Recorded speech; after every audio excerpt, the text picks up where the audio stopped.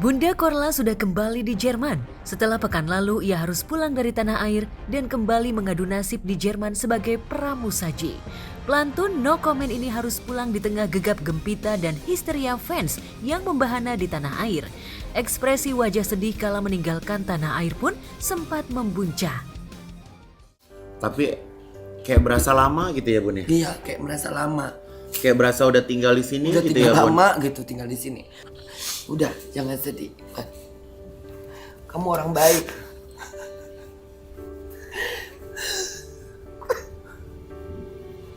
Udah jangan nangis Pokoknya Bunda doakan Ivan sukses selalu. Dijaga Allah, dimurahkan rezekinya, dihindari orang-orang nakal, orang jahat. Bahagia selalu Ivan ya. Allah untuk saat ini Bunda mempertahankan kerjaan Bunda sampai pensiun. Mungkin sekitar 12 tahun lagi. Ya kalau memang Bunda tidak bisa memutuskan kehendak Allah. Kayak gini pun bukan Bunda yang berhayal, bukan Bunda yang meminta, tapi sudah Allah jalannya. Korla, Bunda Korla, nanti kau seperti ini, tahun sekian, bulan sekian, kau akan dicintai sama anak-anak Muslim Nusantara. Ya kan, nanti juga begitu. Keinginan Bunda ya akan lama di Jerman. Tapi kalau Allah berkehendak lain, Bunda nggak bisa nolak. Saya manusia, punya kesilapan, punya kemauan. Tapi kalau Allah bilang tidak bisa, tidak bisa. Kau harus viral, kau harus terkenal, harusnya anak-anakmu baik. Harus. Gimana gue tolak? Kesedihan melepas histeria dan gegap gempita konser di masa kebintangan Bunda Korla yang nyaris bak superstar ini pun mulai reda setelah Bunda Korla berada di Jerman. Seperti biasa ia mulai melakoni sesi live Instagram di sela kesibukannya. Di momen itu yang mengejutkan, Bunda tiba-tiba merespon laporan pengacara Farhad Abbas ke polisi dengan dugaan porno aksi. Lantas apa reaksi Bunda Korla? Hidup itu wajar Mak, Ya, ada namanya, yang suka, ada yang gak suka. Namanya batu karang di laut aja pasti banyak hempasan. Tapi Bunda sekuat batu karang. Ya, Farhad berdalih Bunda Korla membawa pengaruh negatif hingga ia mantap melaporkan Bunda Korla. Tapi reaksi nyinyir warganet juga menyasar pada sosok Farhad yang selalu tampil kontroversial. Gue suka banget, menurut gue selama dianya nggak bikin masalah, dan sama ini sih gue nggak ngeliat dia bikin masalah ya. Mau ngelaporin polisi. Hah, ngapain? Gila! Ih, bener-bener ya, ini orang. Katanya itu kan vulgar. Ya emang, ya udah semua juga vulgar. Maksudnya kalau misalkan nggak suka yang vulgar, banyak juga loh nggak vulgar gitu. Maksudnya ya udah Bunda Korla itu untuk segmen ya kan Bunda udah tua juga, jadi yang nikmatin orang-orang tua. Lepas kita ada hiburan, tapi itu hiburan kotor. Yang namanya bulu film juga hiburan, tapi dilarang. Itu ada aturan, tidak boleh.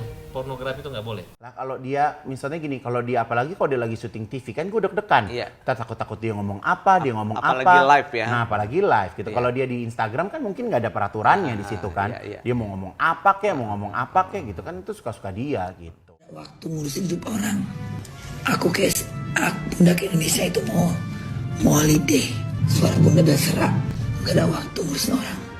Emang kalau udah sifat yang suka ngurusin orang, suka cari masalah sama orang, suka membuat kericuhan, itu udah karakter. Kan gue gak nyinggung-nyinggung. Ini masalah pribadi, ini kan masalah individual. Jadi kalau misalnya orang suka ngurusin hidup orang, suka mau ngerecokin orang, nyentil-nyentil orang, bikin suasana jadi ribet, jadi ruwet, itu emang ada kelakuan seperti itu. Kayak emang udah kelakuan, susah. Untungnya nggak ada di Bunda. Kasihan sih sebenarnya dengan orang-orang seperti kayak gitu. Kasihan, karena kurang diperhatikan, kurang diperhatiin. Suatu saat kalau saya punya kekuasaan di negeri ini, mereka akan saya tuntut dan saya hukum, mempertanggungjawabkan perbuatan-perbuatan mereka ini. Selain merespon laporan Farhad, Bunda Korla juga mengaku sudah mengembalikan uang saweran artis sensasional Nikita Mirzani senilai 100 juta rupiah. Sontak warganet pun langsung menyindir Nikita Mirzani, mulai dari tak tahu diri hingga dianggap bermental miskin. Jangan bahas Mir kesel deh. Kenapa dengan dia? Uangnya udah dikirim ya. 2 hari setelah dia ngoceh, uangnya udah transfer ke dia. Bunda sengaja nggak mau ngasih tahu ke kalian semua ya. Makanya dia diem. Udah dikembalikan duitnya, makanya dia bungkem ya. 2 hari dia teriak-teriak, langsung Bunda kirim. Semuanya anak-anak Bunda bilang katanya kembalikan aja duitnya Bunda. Yaudah Bunda kembalikan aja. Percuma, nggak halal duitnya, haram. Makanya kalau miskin jangan sok nyumbang-nyumbang, jangan sok ngasih-ngasih challenge ya. Kalau miskin aja, nggak usah belagu-belagu.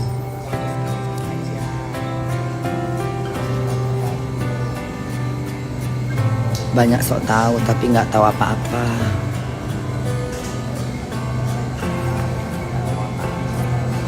Pantesan amin jawabnya. Udah dikembalikan duitnya. Ada bukti transfernya. Nanti Bunda share. Nanti aku upload. The best, satu-satunya bukan artis padahal ya, cuman live aja di Instagram tapi tembus 350 k. Sesuai sama janji gue akan kasih dia 100 juta. Udah, anak gue ya, Nikita Mirjani, ya. Anak gue, jangan diganggu-gugat ya. Udah bosan dengan pengacara kayak gue. Ya udah gimana, Neng? Kemarin kau janji soalnya. Saya tidak pernah meminta dan mengemis. Dan saya memang nggak pernah minta untuk tolong dong bantu aku, tolong nggak. Tapi mereka menawarkan, ya memang udah rezekinya saya nggak tolak. Gitu loh, Mas. Salah satunya ada beberapa teman yang ini aku berikan tiket mau nggak, ya udah. Tapi saya nggak meminta. Ya terima kasih banyak yang baik sama saya. Yang nggak suka sama saya ke laut. Ya, Niki memang sempat meradang di awal kedatangan Bunda Korla, apalagi kedatangan Bunda Korla disponsori Ivan Gunawan dan pengusaha Maharani Kemala yang dituding Niki telah berbuat di luar nalar karena melakoni praktik perdukunan. Tapi perseteruan itu kemudian senyap setelah para pihak kabarnya berdamai. Tapi mengapa Bunda justru tetap mengembalikan uang saweran? Apakah Bunda tak ingin kelak diusik kembali? Masa aku mesti tolak rezeki dari Tuhan? Ivan itu udah banyak sekali memberikan perhatian, peduli sama aku, ya. Ivan itu nggak pernah mau minta, dia kasih panggil, dia ajak teman-temannya. Ivan, aku pingin ketemu Bunda Korla, ya udah, ketemulah sana. Aku pingin ngasih sesuatu sama dia, kasihlah. Ivan nggak pernah meminta, ya, nggak ambil bagian, dia nggak rakus, ya, dia cukup kaya udah. Bukan aku membela Ivan, itu kenyataannya. Lillahi ta'ala. Ya, di mana-mana anak gue dengarkan ya. Ucapkan terima kasih sama Maharani. Ucapkan terima kasih sama Ivan Gunawan yang udah banyak ngebantu Bunda. Hidung, kelopak mata yang kalian pingin Bunda cantik, yang pingin Bunda glowing. Ini berkat siapa Bunda? Berkat Ivan. Memang aku pingin cantik. Siapa yang berani mempercantik mukaku, aku siap mengendosnya. Pernah kan aku bicara kayak gitu? Dan terbukti Maharani dan Ivan sanggup mengolah wajahku menjadi cantik. Aku pingin cantik pulang ke Indonesia.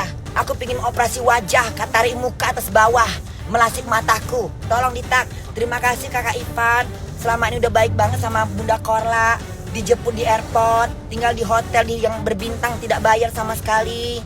Makan diperhatiin, minum dikasih, hadiah-hadiah yang berharga, berlian, ya, sepatu-sepatu, kacamata yang bermerek.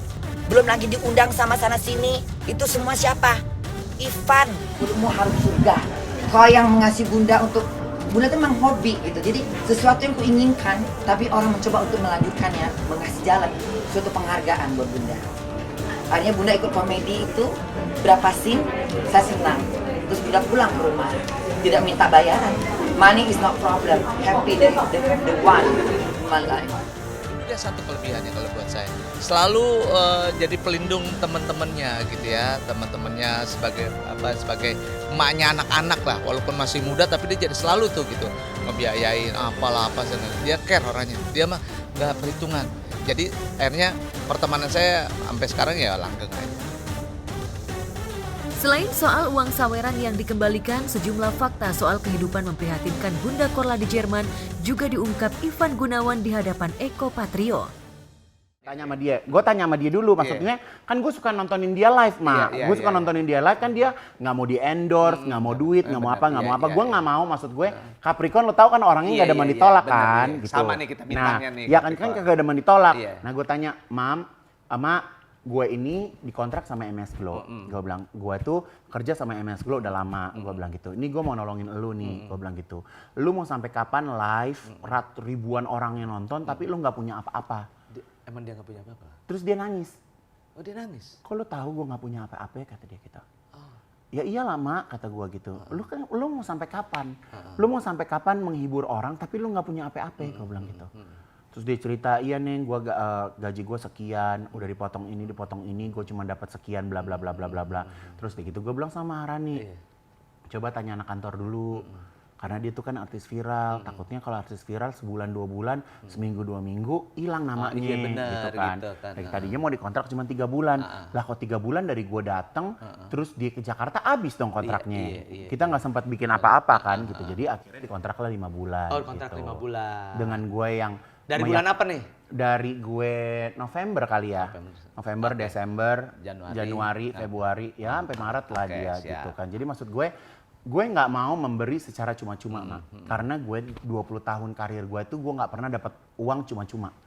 Jadi kalau Gun kerja, berarti dia ngasih gue sekian, gue harus kerja seperti apa? Benar. Enak kan? Jadi maksudnya nggak ada ungkit-ungkit, nggak ada berita-berita segala macam gitu. Jadi ya udah sesuai sepakatan aja gitu. Saya tuh kalau sebagai teman tuh, terus saya ada teman-teman maju berhasil gitu, saya gembira banget gitu loh, karena juga melihat perjuangan saya yang dari kampung jauh di sana tiba-tiba diterima di Jakarta, kan tuh buat saya menggembirakan, membanggakan buat saya. Dan terus tiba-tiba Bunda Korla juga perjuangannya saya tahu banget, Cynthia ini gitu ya, panjang banget gitu loh dari tahun 98.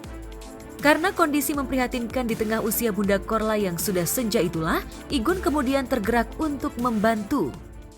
Terima kasih banget sama Ipan bikin acara ini, karena dia memang tahu Bunda kau pengen jalan-jalan kan, yuk kita sekalian hibur anak-anakmu.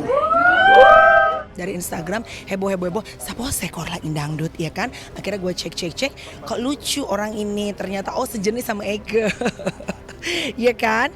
Terus udah gitu sama-sama orang Medan, jadi banyak kelucuan-kelucuan yang gue juga ngerti gitu. Mana bunda,